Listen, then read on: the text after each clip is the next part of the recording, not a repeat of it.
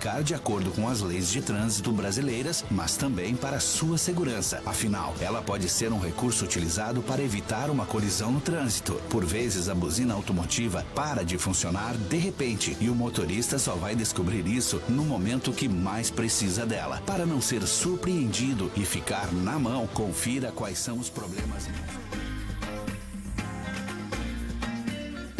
Muito bem, uma ótima noite para você. Está no ar mais uma edição do programa Direito em Foco pela Rádio 3VL ao vivo para todo o Brasil, pelo site radio3vl.com, pelo nosso Facebook 3VL, YouTube canal 3VL, para você de Brité também pela frequência 87,5. Compartilhe a nossa live e também deixe a sua curtida. WhatsApp, anote o WhatsApp da 3VL, 994887601, 994887601. Olha só, antes disso, temos um recadinho para você da Pedalgel. Fique ligado. Em tempos tão difíceis em razão da pandemia, é preciso o máximo cuidado e proteção com a saúde. A solução ideal para a prevenção contra o coronavírus está na ponta dos seus pés e na palma da sua mão. Evite a contaminação com o Pedalgel. Pedalgel é um produto inovador, fácil de usar e impede a propagação de vírus e bactérias. Basta acionar o pedal que o gel é aplicado diretamente nas mãos sem a necessidade de tocar em nada após a higienização. Seja para clínicas, igrejas, comércio, indústria ou qualquer tipo de estabelecimento, Pedalgel é a solução que todos precisam para evitar o contágio pelo coronavírus e outros tipos de ameaças do ambiente. Com o Pedalgel, você ajuda a combater a pandemia. Para mais informações, entre em contato com a Tipo Magraf, DDD 31 3444 1433 ou WhatsApp DDD 31 99956 1433. Avenida Cristiano Machado, número 327, em Belo Horizonte. De volta, até o recadinho da Pedalgel. Agora eu vou chamar nossas convidadas de hoje. Primeiramente, a doutora Simone Sanches, para poder falar sobre contratos de locação em tempos de Covid-19. E Isabela Gonçalves, boa noite para vocês, hein?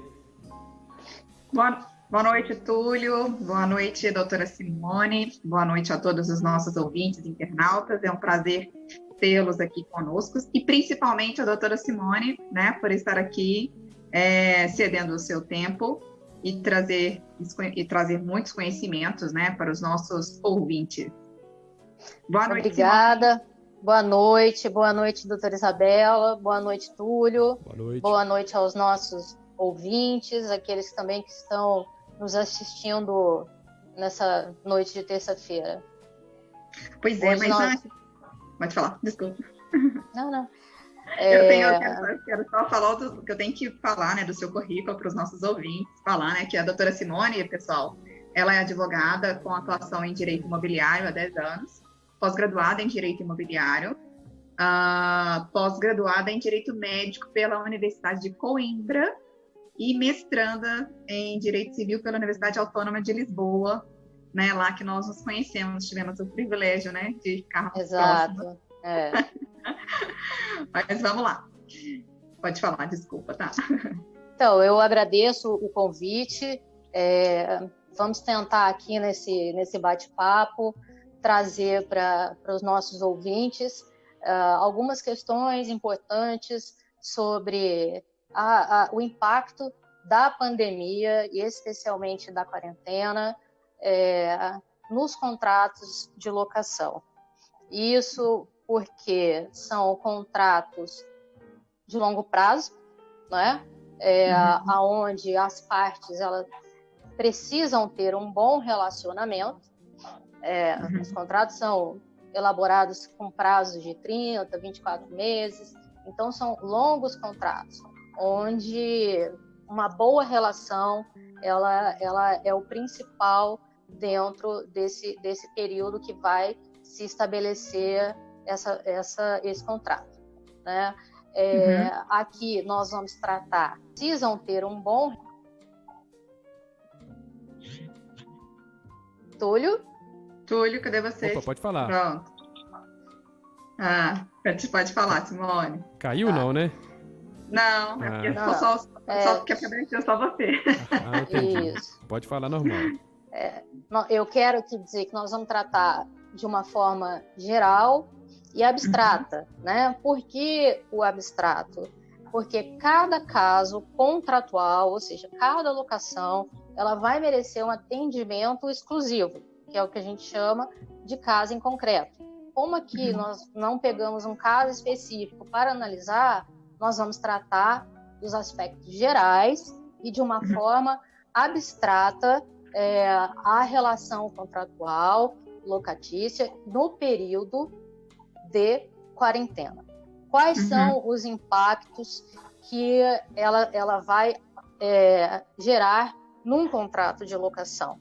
A primeira situação que surge para nós é a questão econômica, né? Por quê? Especialmente nos contratos não residenciais, que é a empresa, que é um restaurante, é quem sofreu efetivamente um maior impacto, especialmente aquele lojista que depende do cliente de porta, que nós chamamos, né? É o cliente de porta. O que é? Um restaurante, por exemplo, uma loja de roupas, se ele não está com a porta aberta, ninguém entra.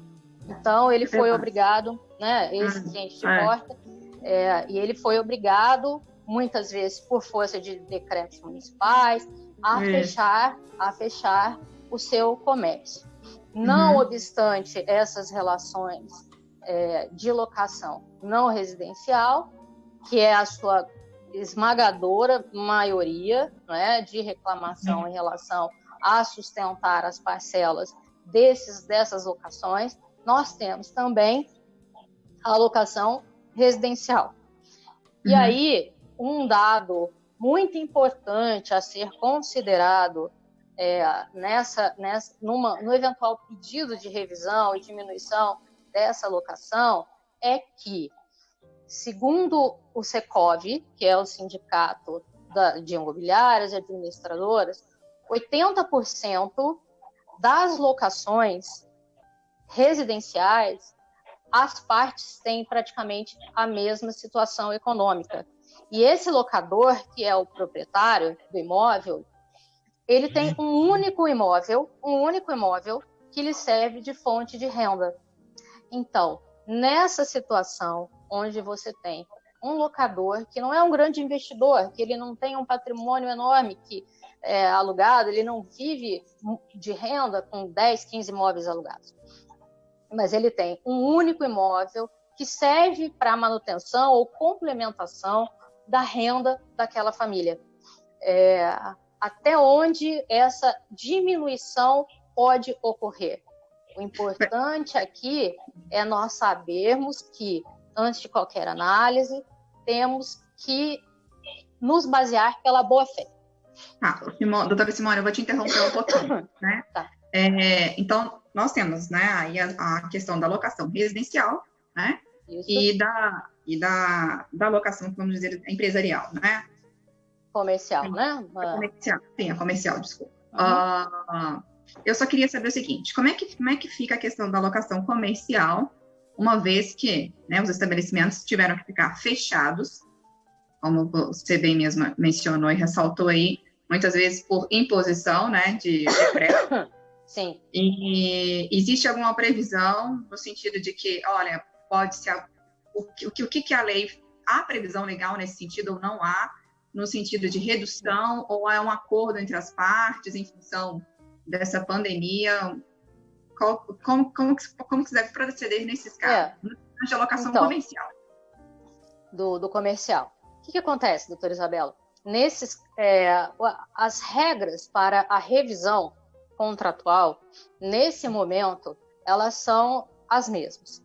E onde é que os advogados hoje estão, e as administradoras de imóvel, e corretores que fazem administração de imóvel também, que têm um papel muito importante nesse momento, né, para diminuir ruídos entre um proprietário e um inquilino, um locador-locatário, são as mesmas. Então, tanto no residencial como no não residencial, a base sempre primeiro ponto, a empatia pelo outro, né? É um comércio que fechou, é um lojista de shopping, é um lojista de um condomínio de lojas, que a pessoa tem aquela loja que ele serve de renda, mas, por outro lado, você tem um microempresário, um microempreendedor que, com as portas fechadas, não tem como funcionar. O primeiro ponto aqui são as teorias que são utilizadas neste momento. Teorias antigas que nós vimos lá nas aulas de direito civil e que hoje retornaram com muita força, né? Que é a teoria da imprevisão e a teoria da onerosidade excessiva. A lei de locação, ela tem previsão no artigo 18 que as partes quem? O proprietário e o seu inquilino, locador ou locatário, a qualquer momento do período contratual, sentar e rever essas condições. Tá? Então, a própria lei, no artigo de locações, no artigo 18, prevê essa hipótese, tanto no comercial quanto no residencial. Uhum. O que acontece é que não existe uma previsão legal que imponha ao proprietário aceitar uma redução. Hoje nós estamos no âmbito da negociação. Negociar, negociar e negociar, até se esgotar todas as possibilidades. Por isso que eu iniciei dizendo que as imobiliárias hoje, corretores e administradoras de imóveis, têm um papel fundamental e, com certeza, ganhará muito para o seu cliente em saber mediar essa situação para trazer um equilíbrio ao contrato de locação. Porque, só interrompendo a sua fala, existem alguns proprietários que acabam não sendo muito flexíveis, né? Então, é um momento de flexíveis, é um momento assim, de reflexão, né? Das pessoas poderem se colocar no lugar do outro, né? A empatia, né? Exatamente. E verificar que todos estão sendo afetados. O que nós podemos fazer para amenizar um pouco o dano, né? Porque a gente sabe que, assim espero, né? Que isso seja por um período, né? Sim. Então, acho que a mediação aí seria, né, o ideal. Chegar a algum acordo, né? Um bom senso. Sim. Podemos dizer assim. O que eu tenho notado, e eu atuo como o próprio Túlio, né, abriu dizendo que eu atuo no Rio de Janeiro, você mesma colocou, atuo aqui já tem há 10 anos, no Rio de Janeiro, e então são muitas demandas.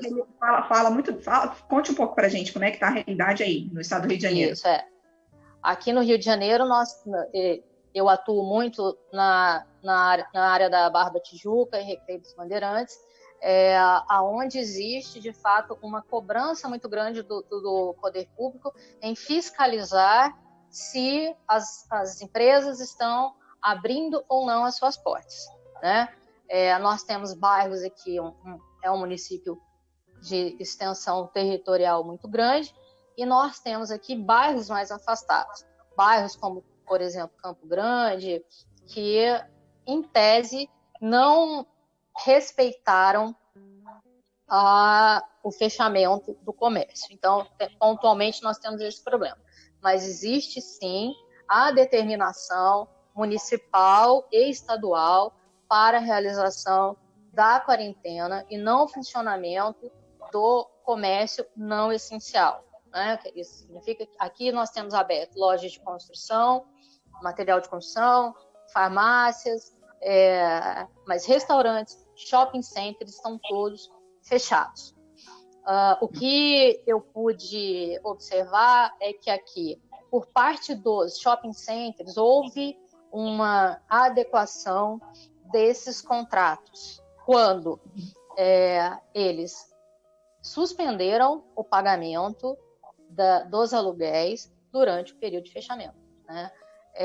Hoje nós estamos aqui comentando isso de forma como se isso fosse realmente uma atitude louvável, mas isso vem de um histórico nosso do brasileiro que não tem muito a conciliação como um método de resolução de conflitos, e tudo acaba sendo judicializado. Processo, né? Nós somos basicamente processualistas. Por isso, achamos louvável quando um shopping center ele se propõe de forma voluntária a suspender a cobrança do pagamento dos aluguéis. Então, hoje aqui você tem no Rio de Janeiro esse panorama: shoppings fechados, supermercados, farmácias e lojas de construção em funcionamento.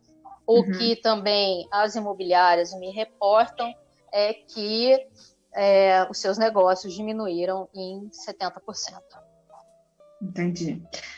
Uma situação preocupante, né? E bastante preocupante. Agora, suponhamos, né, que os locatários não tenham como pagar, certo? Certo. Quais as medidas podem ser adotadas nesses casos aí?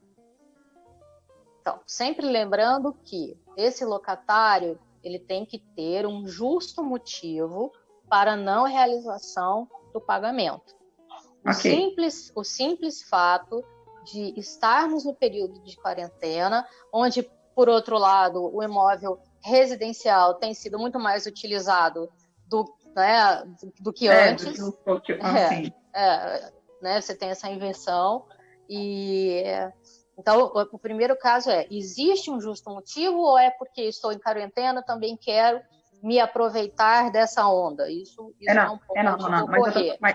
Sim, mas no caso do comercial. Havendo o imóvel não residencial, não sendo possível para esse empresário dar continuidade com o seu contrato de locação, mas ele tem ali o seu negócio, ele tem ali o seu fundo de comércio que precisa ser mantido, ele vai, no primeiro momento, que é a nossa orientação, é buscar a negociação.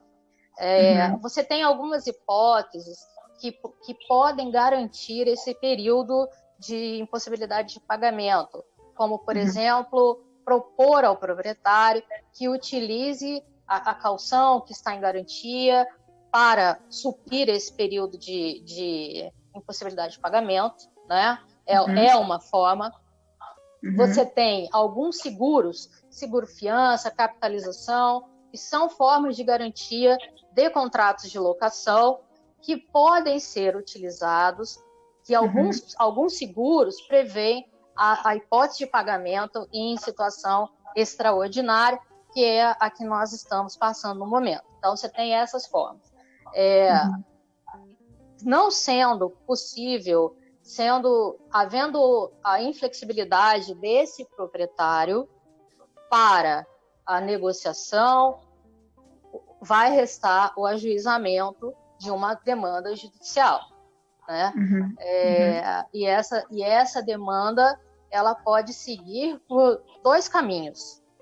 Ou ela vai pela onerosidade excessiva acumulada com a teoria da imprevisão e buscar uma rescisão de contrato de locação sem o pagamento de multa e encargo, que eventualmente incidiria, né? Exatamente baseado na teoria da imprevisão e da onerosidade excessiva. Olha, eu não tenho condições, então eu preciso romper o meu contrato e também não tenho condição de pagar a multa, e não é justo que eu pague a multa, porque o meu pedido de rescisão ele não é voluntário, né? Ele é face a uma situação extrema e imprevisível, a nossa teoria da imprevisão.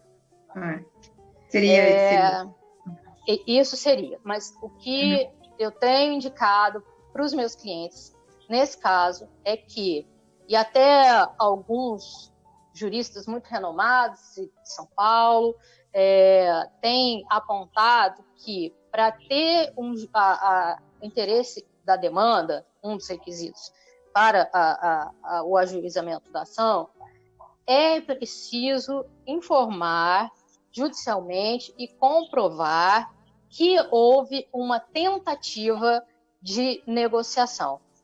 e essa tentativa ela foi frustrada. Então, a gente passa primeiro por uma notificação extrajudicial, uma mediação, por uma reunião online, para tentar se chegar a uma solução. Havendo a inflexibilidade, lembrando que o proprietário não é obrigado a ceder, ele tem um contrato no qual se aplica o Código Civil e a lei de locação, ele pode ser inflexível, né? E não ter condições de não querer ou não poder abrir mão do aluguel. Aí, nesse caso, não tem o que fazer, aí é ingressar judicialmente. Eu entendo a questão jurídica, né? Obviamente, tem a fundamentação legal. Mas, para esse proprietário, caso esse proprietário ele se torne, né, e venha a ser inflexível, talvez não seja tão interessante, porque a gente não sabe quanto tempo, né, vai durar ou qual a expectativa de retorno da economia. O interessante seria adotar a flexibilização e fazer, sim, ali uma mediação para que as partes cheguem a um denominador comum, né? Para que todos sejam beneficiados, né? Porque tanto o proprietário ter um imóvel dele fechado por não sei quantos meses não é interessante. Ele vai sair perdendo também, né? Sim. E além disso, o imóvel fechado, desocupado, ele não só perde, como ele passa a ter obrigação pelo pagamento dos encargos, taxa condominial e IPTU, né? Ele deixa de receber e ainda passa a ter a obrigação do pagamento de mais uma dívida que ele vai ter que incluir no seu orçamento mensal. Então, ele também tem que considerar essa hipótese, né? Eu já vi aqui alguns casos, e aí também, assim, fica como sugestão para quem estiver passando por esse tipo de situação hoje, tanto no residencial como no não residencial,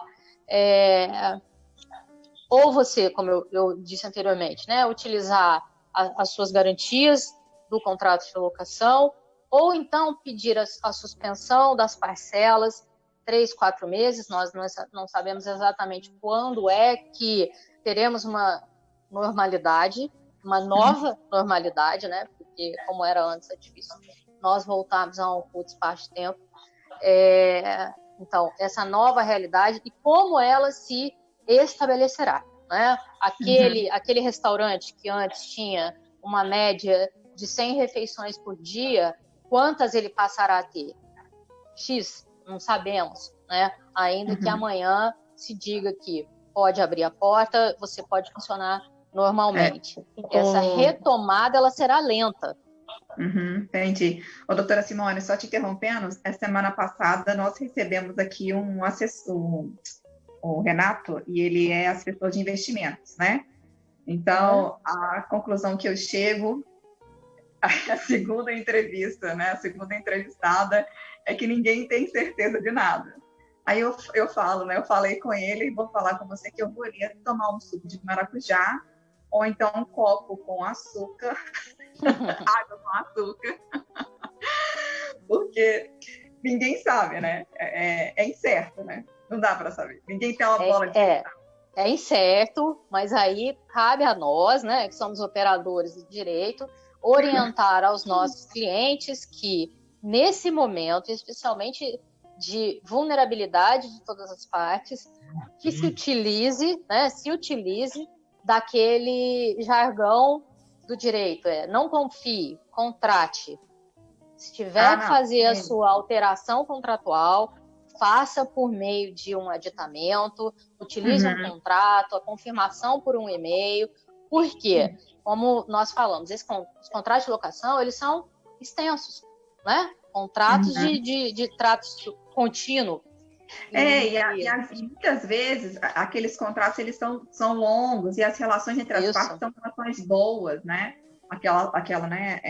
É um locatário que sempre pagou, que nunca teve problema, né? Com o locador e tudo. Então, é uma situação assim atípica, né? Então, acho que as partes poderiam chegar a um acordo em função dessa boa relação, né? Que já existia no passado.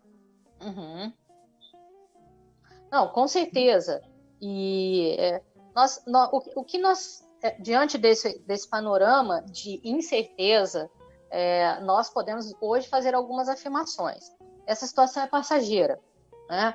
Ainda que não se saiba quanto tempo ela durará, se teremos vacina, se teremos tratamento ou não, mas ela é passageira. Em algum momento isso vai se modificar. Então essa é uma afirmação possível dentro desse cenário de incertezas, né? E que nós precisamos, com isso, adequar os contratos. Essa é uma outra certeza que podemos afirmar que temos, né? É uma outra afirmação possível. Existe hoje um desequilíbrio. Claro, temos as exceções, né? Por exemplo, dos hipermercados, que hoje tiveram um aumento. Você parou de comer no restaurante, passou a comer obrigatoriamente dentro da sua casa. Final de semana, você não vai sair, não vai ao shopping, não vai passear. Você vai ficar dentro da sua casa. Então, o consumo de alimentos dentro de casa, ele aumentou. As empresas que são online, né, os serviços que são online, eles são online, mas eles estão fisicamente em algum lugar, seja no estoque, seja no seu escritório, eles estão fisicamente em algum lugar. São hoje, são nichos de mercado que tiveram, na verdade, um aumento, né? Supermercados abriram vaga.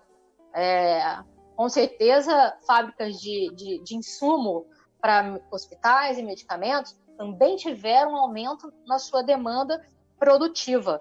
Então, nem todos, a grande maioria dos setores, sim, está sofrendo com a quarentena e o isolamento, mas nem todos os setores. Então, não podemos partir do princípio que essa situação da quarentena e pandemia autoriza a revisão de todos os contratos de locação.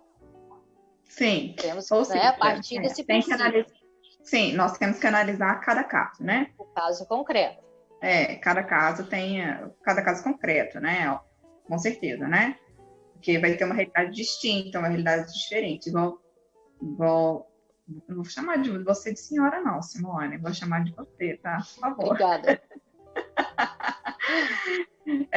Igual você mesma falou, né? As lojas fechadas, como é que vai fazer? Ninguém entra. Não tem gente comprando. Restaurante fechado, não tem ninguém frequentando, né?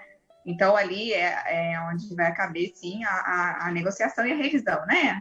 Como você mesmo salientou aí, a revisão pontual. Isso. Né? Sim.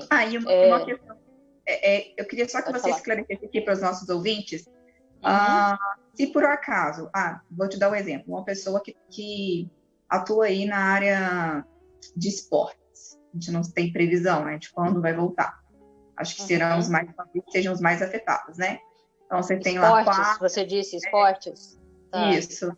As quadras, né, que as pessoas alugam aí para poder jogar futebol. Nessas situações, eu acho que elas são mais complicadas, né? Porque... Sim. Pode falar.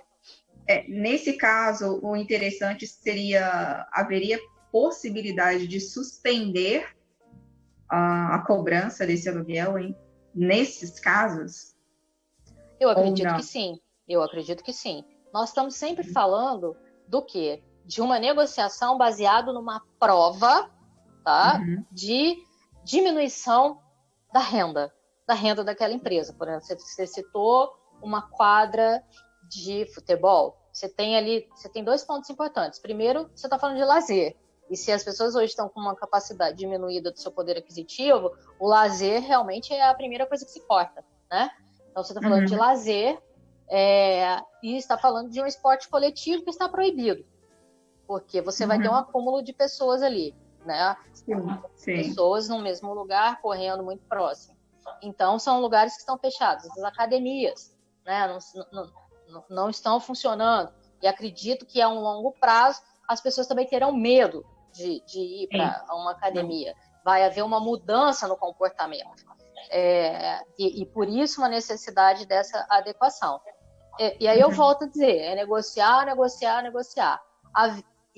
Havendo a inflexibilidade por parte do seu locador, né, porque também ele não é obrigado, não existe um dever contratual dele de forma voluntária, né, que a voluntariedade é um dos princípios do direito contratual. Né? O contrato ele nasce pela vontade das partes. Então, a voluntariedade é o primeiro princípio, eu acho, que se aplica para a existência de um contrato. Então, e essa voluntariedade, ela deve estar presente também no momento de uma revisão desse contrato. Hoje nós estamos falando numa diminuição. Amanhã você tem um aumento, ele vai retornar. Então, o pedido poderia ser inverso, né? E aí, não havendo a voluntariedade desse locador para rever esse contrato e trazê-lo para um equilíbrio, fica aí o locatário, então, com o Poder Judiciário para se valer de uma possível e provável revisão contratual. Ô, doutora Simone. Fala, Túlio. Diga, Túlio. Tem um recadinho aqui da Aline Muniz, viu, Isabela? Falou, olá, parabéns pela entrevista, muito esclarecedora, parabenizando aí o programa de hoje, viu? Obrigada, Aline. Obrigada. A doutora Aline. Tá acompanhando aqui. Obrigada pela participação. Nós estamos na ponta da risca da nossa live devido ao Zoom, né? O Zoom, vou te falar, tá por enquanto limitando ele vai acabar. esse 40 que pena, minutos. Que pena, que pena, viu? É um assunto muito interessante, viu?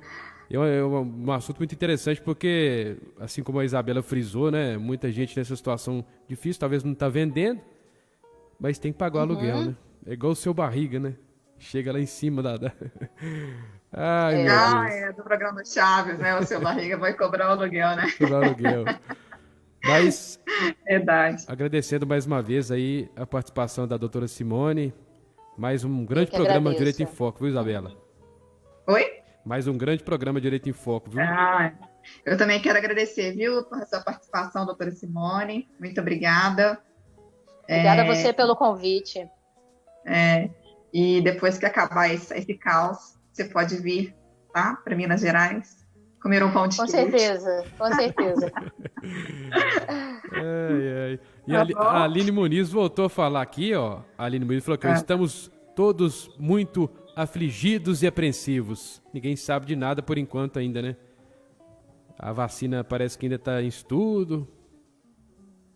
É o que nós falamos, né? Assim, teremos uma nova realidade. Uma adequação, Verdade. uma nova fase que a humanidade vai passar. Com certeza, viu? Inclusive a humanidade, aqui o álcool, ele faz parte, assim, né? Tá então... É verdade, o meu também está aqui.